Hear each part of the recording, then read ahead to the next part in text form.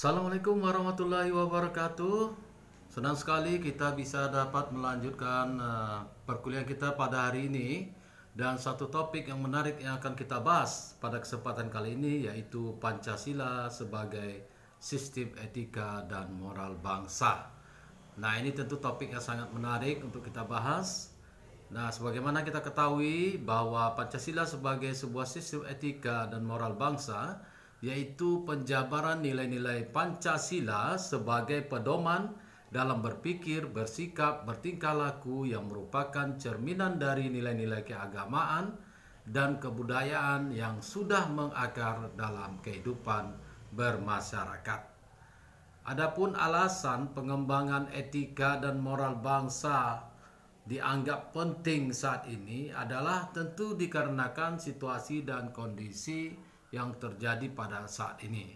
Yang pertama yaitu adanya krisis sosial budaya dan moral yang terjadi saat ini di tengah-tengah masyarakat, seperti terjadinya disintegrasi sosial, disintegrasi politik akibat euforia kebebasan, kemudian lenyapnya kesabaran sosial dalam menghadapi realitas kehidupan yang semakin sulit, merosotnya penghargaan dan kepatuhan terhadap hukum, etika, moral, dan kesantunan sosial, serta meluasnya penyebaran narkoba, penyakit-penyakit sosial, serta konflik dan kekerasan yang bernuansa SARA. Kemudian yang kedua yaitu moral dan etika merupakan panduan universal yang akan merawat cita-cita kehidupan bernegara untuk mencapai tujuan azazinya, yaitu kehidupan yang berjalan di atas nilai-nilai budaya bangsa sebagai konsensus dan rujukan berinteraksi dalam seluruh dimensi kehidupan, sehingga setiap sikap dan perilaku di ruang publik harus mencerminkan nilai-nilai itu agar cita-cita dan keutuhan masyarakat tetap terjaga, agar nilai-nilai kebersamaan, toleransi mampu menjadi perekat bangsa. Nah, yang ketiga, konsepsi dasar moral dan etika sebuah negara tentu perlu terus mengacu kepada konsensus nilai-nilai yang ada, yang hidup dan berkembang dalam masyarakat, dalam mewarnai tata perilaku warga bangsa, sehingga nilai-nilai yang berkembang di dalam masyarakat tetap melandaskan kepada nilai-nilai kemanusiaan. Nah, yang keempat, moral dan etika lahir dari nilai-nilai yang ada di dalam masyarakat. Tujuannya adalah untuk menjamin kebersamaan, merawat kesatuan, dan mencapai kehidupan yang tentram, harmonis, dan sejahtera. Nah, nilai-nilai Pancasila merupakan sebuah sumber norma etik dalam kehidupan bermasyarakat, berbangsa, dan bernegara, yaitu mewujudkan Pancasila sebagai sumber nilai adalah dengan menjadikan nilai-nilai dasar Pancasila sebagai sumber pembentukan norma etik atau norma moral dalam kehidupan bermasyarakat, berbangsa, dan bernegara. Nah, nilai-nilai Pancasila adalah nilai moral, ya. Oleh karena itu, nilai Pancasila juga dapat diwujudkan ke dalam norma-norma moral atau norma etik. Nah, norma-norma etik tersebut selanjutnya dapat digunakan sebagai pedoman atau acuan dalam bersikap dan bertingkah laku dalam kehidupan berbangsa dan bernegara. Nah, bangsa Indonesia saat ini telah berhasil merumuskan norma-norma etik sebagai pedoman dalam bersikap dan bertingkah laku. Norma-norma etik tersebut tentu bersumber kepada Pancasila sebagai nilai budaya bangsa. Nah, rumusan norma etik tersebut telah tercantum di dalam ketetapan MPR TAP MPR nomor 6 Romawi MPR 2001, yaitu tentang etika kehidupan berbangsa, bernegara, dan bermasyarakat. Nah, dengan adanya etika, maka nilai-nilai Pancasila yang tercermin di dalam norma-norma etik kehidupan berbangsa dan bernegara dapat kita amalkan. Nah, selanjutnya, keberhasilan nilai-nilai Pancasila sebagai norma etik berbangsa tentu sangat ditentukan oleh berbagai macam, ya, diantaranya sebagai berikut. Yang pertama, proses penanaman dan pembudayaan etika tersebut hendaknya menggunakan bahasa agama dan bahasa budaya sehingga menyentuh hati nurani dan mengundang simpati serta dukungan dari masyarakat. Nah, apabila sanksi moral tidak lagi efektif, maka langkah-langkah penegakan hukum harus dilakukan secara tegas dan konsisten.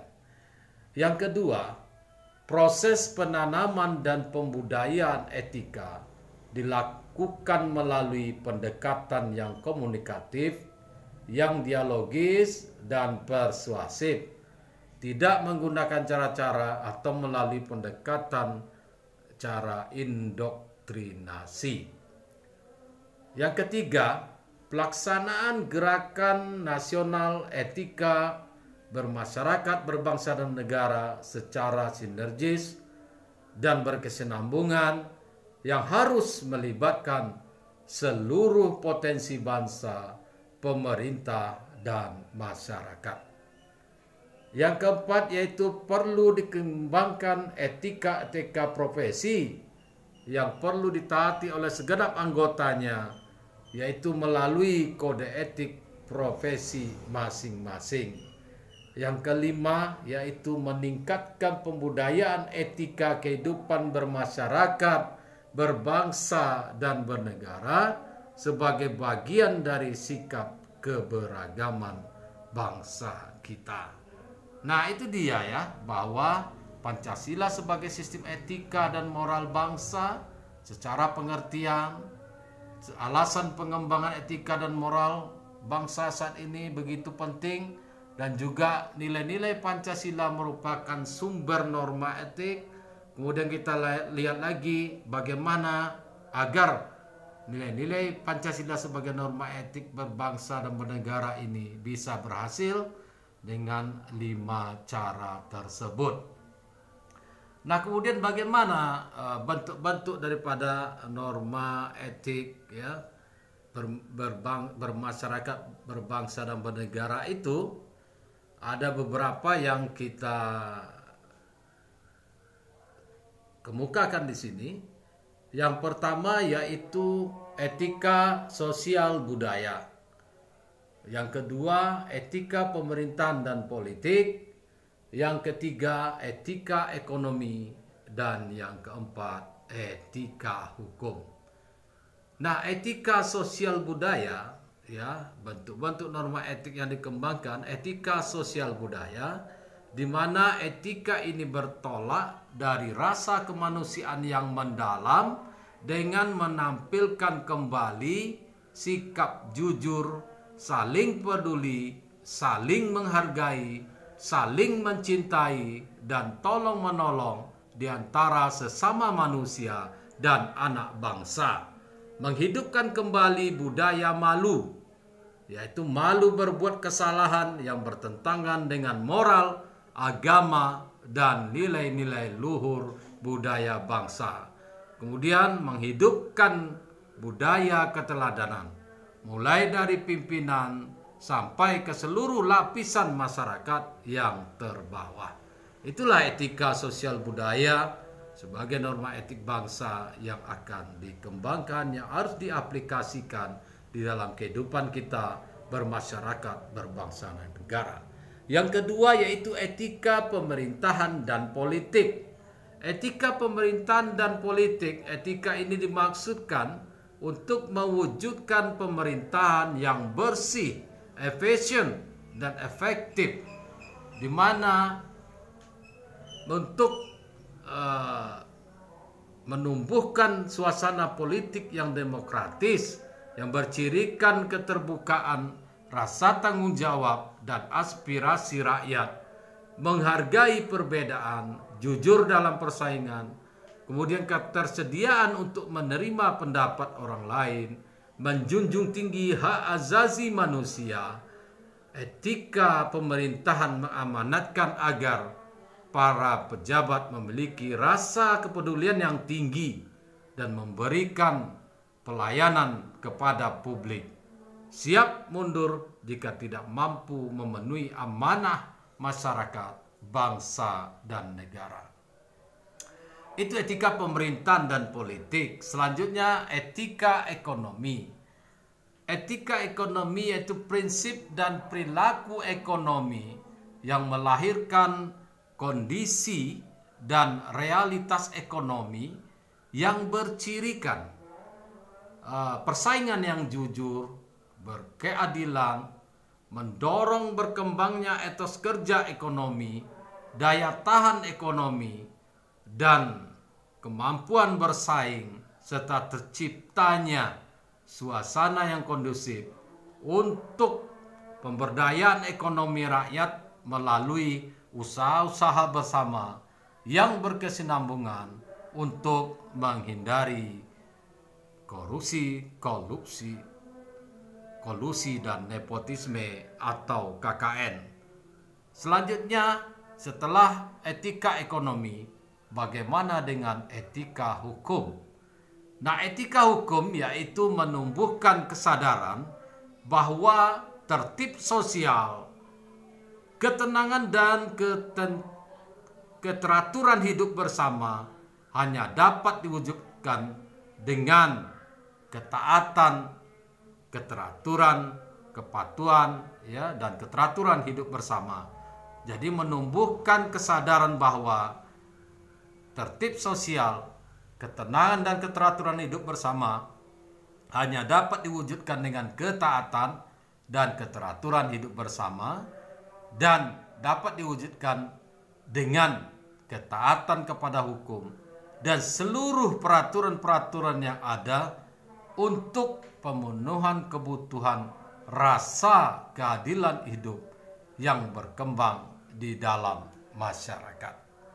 Jadi itulah kenapa Pancasila dijadikan sebagai sistem etika dan moral bangsa.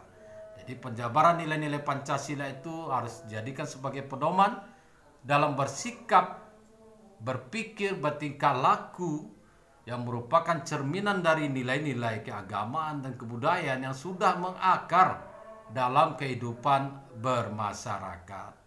Jadi alasan-alasan pengembangan etika dan moral bangsa ini kenapa saat ini sangat penting, karena masih adanya krisis-krisis sosial budaya, masih terjadinya disintegrasi sosial, disintegrasi politik, merosotnya penghargaan dan kepatuhan terhadap hukum, lenyapnya kesabaran sosial dalam menghadapi kehidupan ini, kemudian kesantunan sosial yang mulai merosot, kemudian masih banyaknya terjadinya penyakit-penyakit masyarakat, konflik dan kekerasan yang bernuansa sara, juga meluasnya penyebaran narkoba. Nah, ini merupakan harus dikembangkan suatu sistem etika dan moral sehingga hal ini bisa diatasi dalam kehidupan kita bermasyarakat, berbangsa dan bernegara. Kemudian juga karena moral etika ini adalah panduan, menjadi panduan universal agar cita-cita bangsa ini tercapai, demi keutuhan masyarakat tetap terjaga, dengan nilai-nilai kebersamaan, toleransi, dan kemudian menjadi perekat bangsa Indonesia. Nah, oleh karena itu maka dengan adanya bangsa Indonesia telah merumuskan norma-norma etik sebagai pedoman sebagaimana telah ada di dalam TAP MPR nomor 6 Romawi MPR 2001 tentang etika kehidupan berbangsa, bermasyarakat, dan bernegara, maka diharapkan dengan adanya rumusan ini norma etik ini, maka kita betul-betul bisa mengamalkan, mengaplikasikannya di dalam kehidupan kita sehari-hari, ya. Pancasila, menjadikan Pancasila sebagai norma etik, norma moral dalam kehidupan kita bermasyarakat dan berbangsa. Oleh karena itu maka terus selalu ditanamkan, dibudayakan ya etika ini, ya, melalui cara-cara yang komunikatif, dialogis, persuasif, ya, menggunakan pendekatan bahasa agama dan budaya, ya, sehingga betul-betul ini bukan sebuah indoktrinasi, ya, tetapi muncul dari kesadaran hati seluruh masyarakat Indonesia. Nah, tentu dengan adanya panduan ini, baik itu etika sosial budaya, etika pemerintahan dan politik, etika ekonomi, etika hukum, kita berharap terciptanya keteraturan, ya, ketentraman, ketertiban di dalam masyarakat karena adanya etika sosial budaya ini. Kemudian juga terciptanya pemerintahan yang bersih, efisien, efektif, bebas dari KKN, ya, pejabat yang bisa menjadi teladan, ya, yang bisa memberikan memegang amanahnya, ya. Kemudian juga etika ekonomi di mana bisa memberikan kesejahteraan bagi masyarakat kita dengan adanya etika ekonomi yang di mana prinsip dan perilaku ekonomi itu melahirkan kondisi dari atas ekonomi, adanya persaingan yang jujur, ya, kemudian mendorong berkembangnya etos kerja ekonomi, berkeadilan, daya tahan ekonomi, kemampuan bersaing, serta terciptanya suasana kondusif untuk pemberdayaan ekonomi rakyat melalui usaha-usaha bersama yang berkesinambungan untuk menghindari KKN dan sebagainya, sehingga perekonomian dapat berjalan dengan baik dan masyarakat bisa sejahtera karena adanya etika ekonomi. Nah, begitu juga selanjutnya di dalam etika hukum ini yang paling penting, di mana bisa menimbulkan, menumbuhkan kesadaran bagi seluruh masyarakat kita bahwa tertib sosial, bahwa ketenangan, keteraturan hidup bersama hanya dapat diwujudkan dengan ketaatan dan keteraturan hidup bersama, dengan ketaatan kepada hukum dan seluruh peraturan yang ada untuk pemenuhan kebutuhan rasa keadilan kita bersama yang hidup dan berkembang di dalam masyarakat berbangsa dan bernegara di dalam kerangka negara kesatuan Republik Indonesia. Demikian mudah-mudahan bisa dipahami Pancasila sebagai sistem etika dan moral bangsa. Selanjutnya silakan setelah memahami apa yang disampaikan pada hari ini, bagaimana pendapatnya tentang sistem etika dan moral bangsa Indonesia saat ini.